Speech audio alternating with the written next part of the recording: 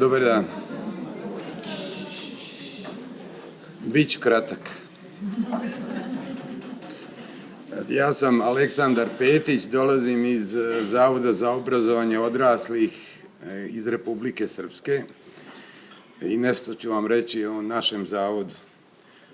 Pošto je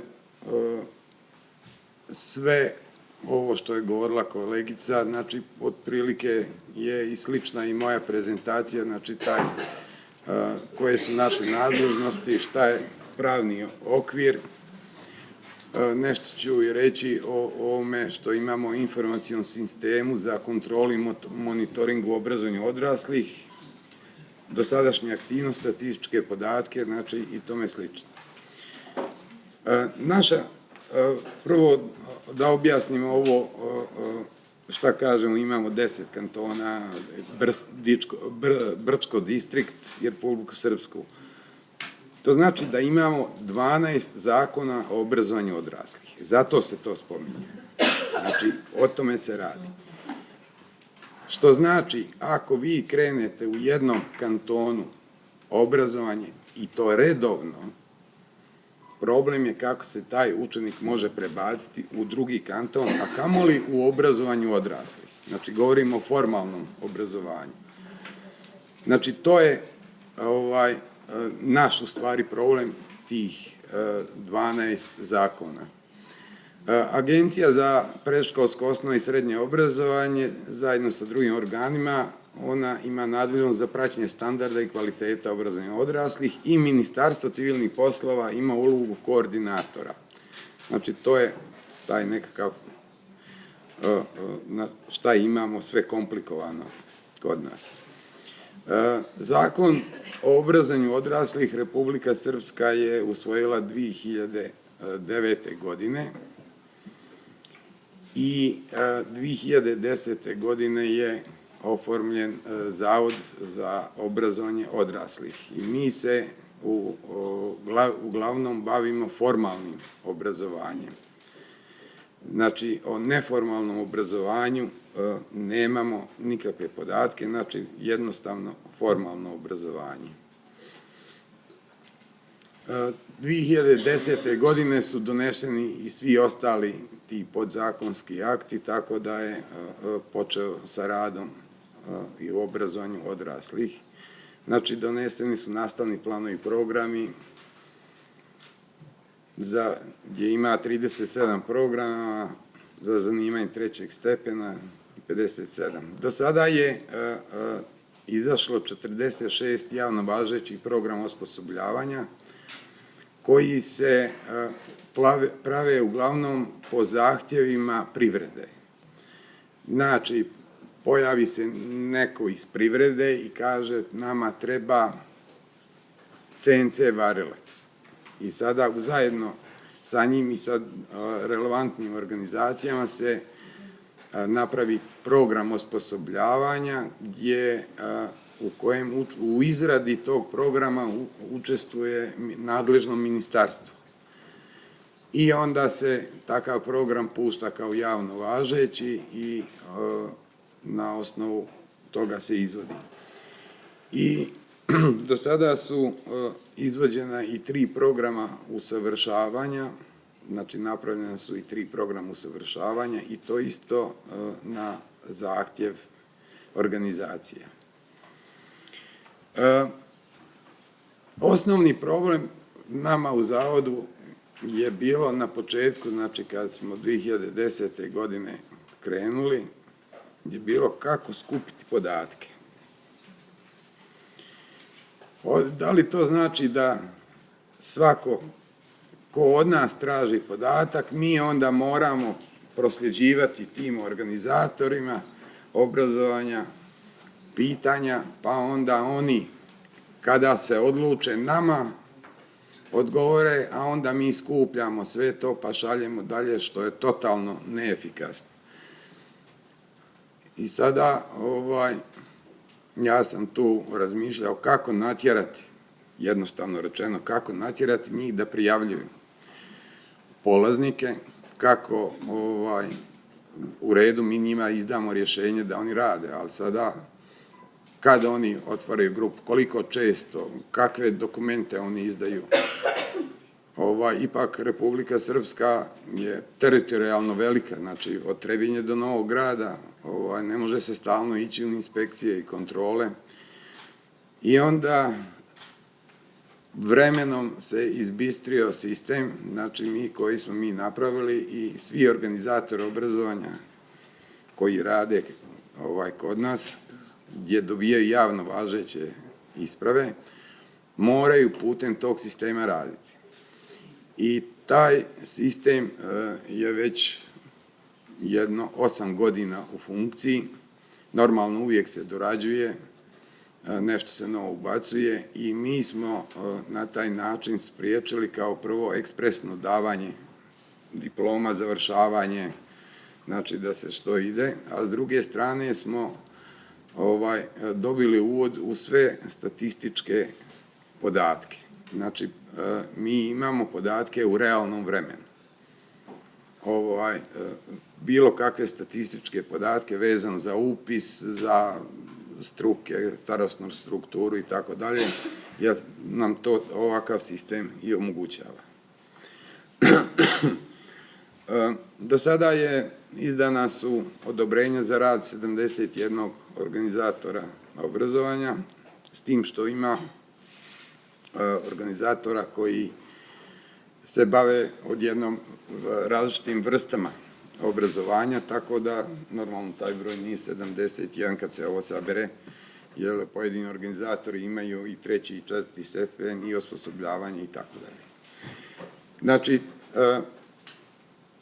najveći broj organizatora ima ovih 47 da se bavi sa 4. stepenom. Sada, ovo su dosadašnje, znači, aktivnosti koje smo imali.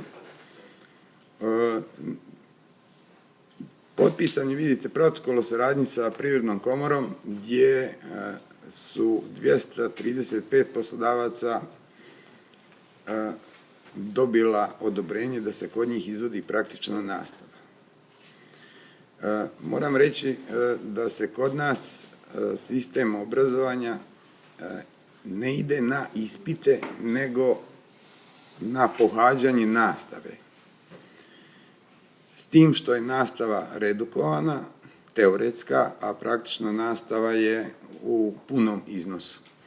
I tu praksu se većinom izvozi kod ovih poslodavaca, a s tim da oni moraju imati odobrenje od Privredne komore da mogu to raditi.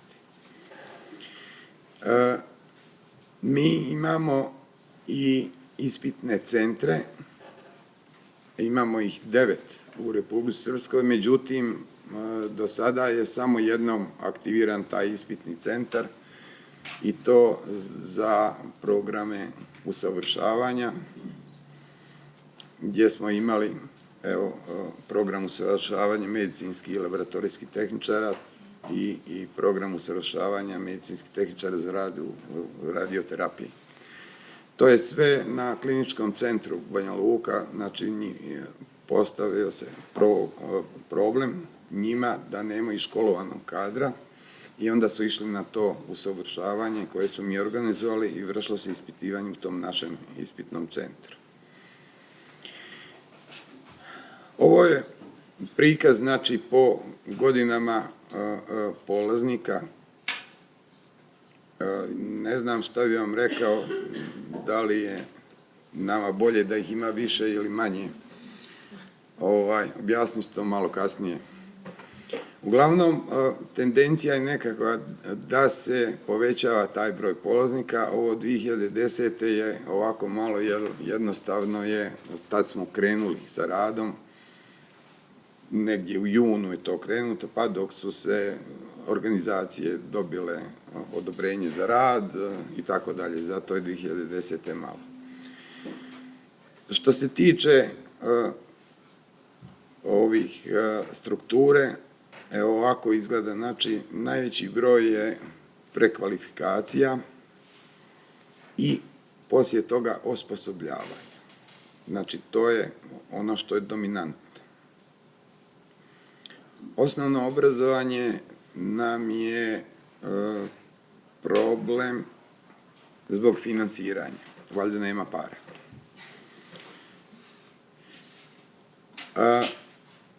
Najzastupljeniji programi do sada koji se izvode, to je znači medicinski tehničar na prvom mjestu i to vidite duplo više nego ostali, a onda ide vozač motornih vozila i program osposobljavanja za obavljanje poslova njegovatelja starijih i nemoćnih osoba. Znači, to su ta tri najviše zastupljena. Medicinski tehničar, vozač i program osposobljavanja njegovatelja. I onda sada to dobija svoj smisao, ono što sam rekao, kasnije ću reći o broju polaznika. Ovo je znači starosna struktura upisanih polaznika. Kako vidite, najveći broj polaznika je oko 20 godina. To govori dvije stvari. Ili nam sistem školovanja redovnog ne valja, pa sada se ljudi na nešto drugo prebacuju, ili nisu odabrali dobar poziv ti polaznici, pa su se našli u nečemu drugome. Ali ja mislim da to ima i treće, a to je da nema života u Bosni i Hercegovini, pa ta populacija se osposobljava, da se opet vratim, na medicinskog tehničara kojeg trebaju u Njemačkoj za obavljanje poslova njegovatelja, za vozača koji treba Sloveniji i opet program osposobljavanja njegovatelja koji isto idu u Njemačku. Inače, taj program naš osposobljavanja njegovatelja je rađen zajedno sa socijalno-edukativnim centrom koji je u sklopu Caritasa i naše te diplome priznaju u Njemačkoj. Do sad je bilo pitanja ovako, onako, da li se prizna ili ne prizna, uglavnom prizna se. Znači, vidite, ovako izgleda ta starosna struktura. 20 godina je najviše tih polaznika.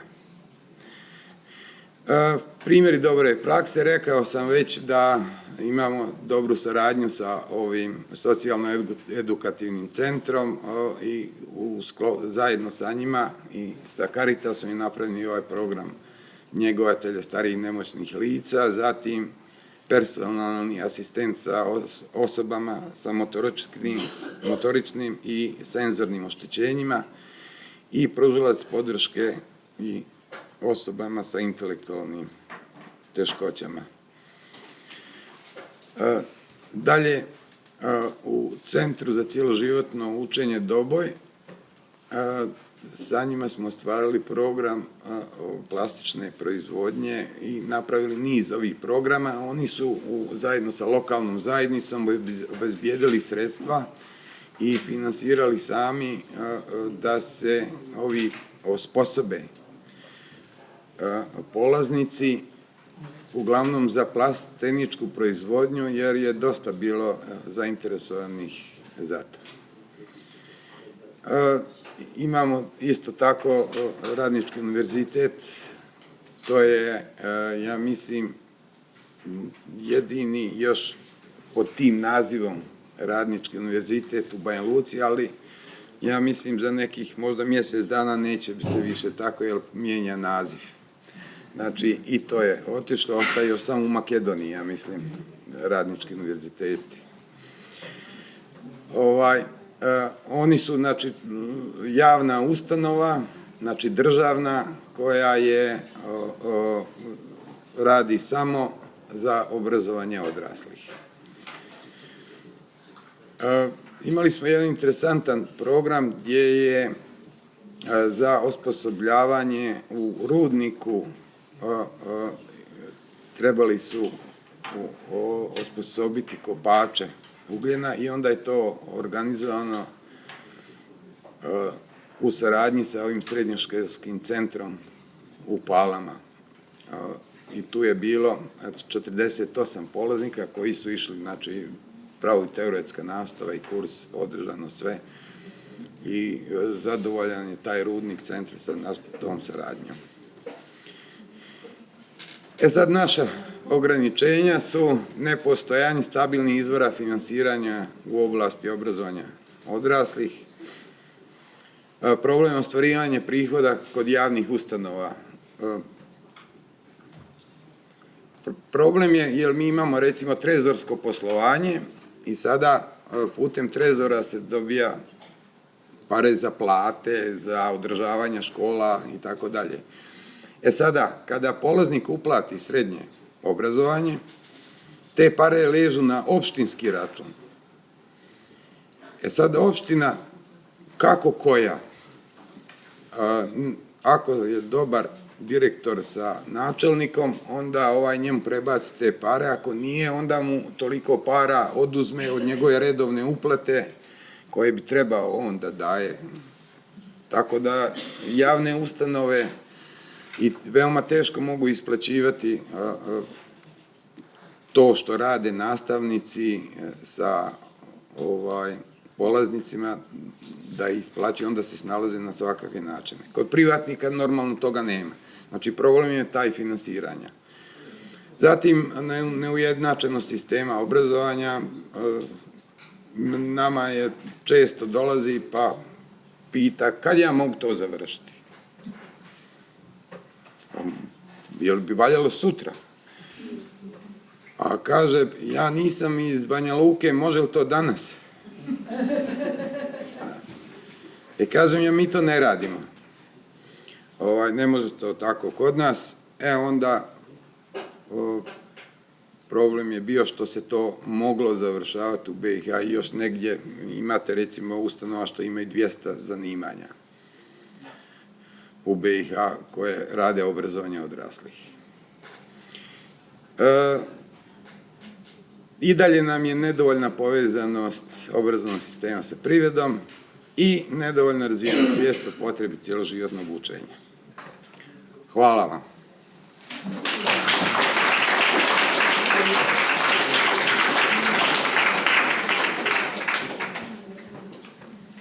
Hvala tudi vama, Azra in Aleksandar, za odlični predstavitvi te precej komplicirane situacije pri vas, takšne, ki tudi malo žalosti ravno zaradi odtoka ljudi in zaradi tega, ker nekaj, v kar vlagate, potem odide in rodi sadove nekje drugje. Če so kakšno vprašanja, Lilijana, izvoli. Samo kratko da pitam, jer me interesuje ovo iskustvo sa ispitnim centrom. Mi smo imali u Crnoj Gori ispitni centar, imamo ga još uvijek, naravno, ali nekako je tu nadležnost oko sprovođenja samih ispita izgubio izmenom zakona, pa me interesuje da li je to vama jedinstvena ustanova koja ima u određenim dijelovima svoja neka isturena odjeljenja, da li imate stalno zaposlene ili saradnike, eto kratko možete, pa možemo mi pričati kasnije ili večeras o tome malo. Hvala.